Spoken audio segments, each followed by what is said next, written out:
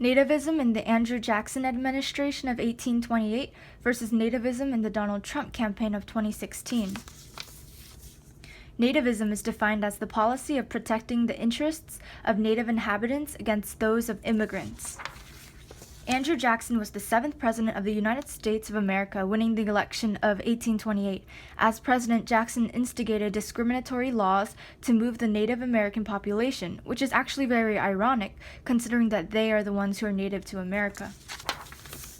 One very notorious act, known as the Removal Act of 1830, was enforced despite the Supreme Court calling it unconstitutional under the precedent of Cherokee Nation versus Georgia.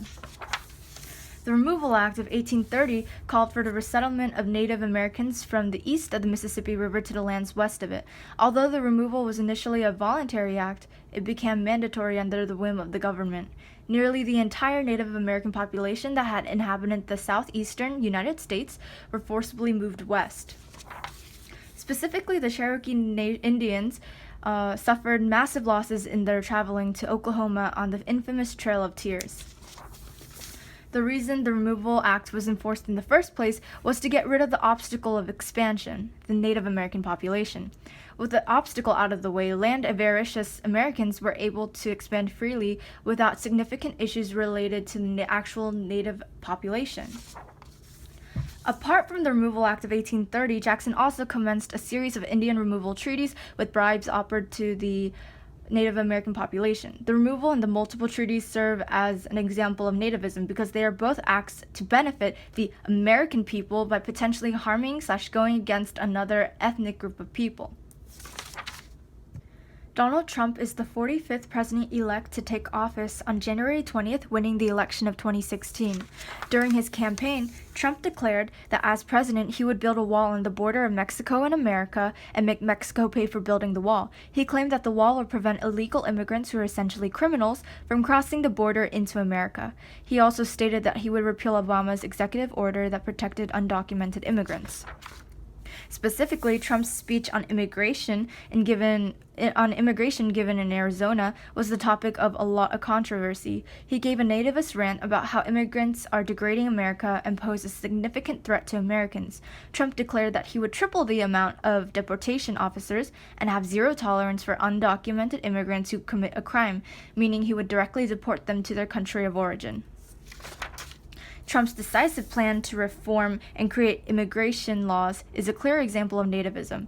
He wants to deport all illegal immigrants and prevent any more illegal immigrants from entering America. He is speaking on what he believes will benefit the American people by getting rid of the illegal immigrants, however, potentially harming the lives of said immigrants.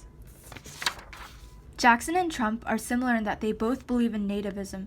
Jackson moved the Native American population for what he believes is the benefit of the American population, and Trump plans to deport illegal immigrants also for what he believes is to the benefit of the American population. Both had moved or planned to move large numbers of people. Although Jackson moved the Native American population to create more space for American expansion, Trump plans to deport illegal immigrants for American safety. The resemblance to each other and their beliefs, however, are quite similar. Jackson and Trump were also both well-known figures before their election. Jackson was a famous national hero in the winning of the Battle of New Orleans, and Trump was a billionaire businessman who had hosted a television show. Both men also had have ambitions for a great empire. Despite their similarities, Jackson and Trump share one major difference.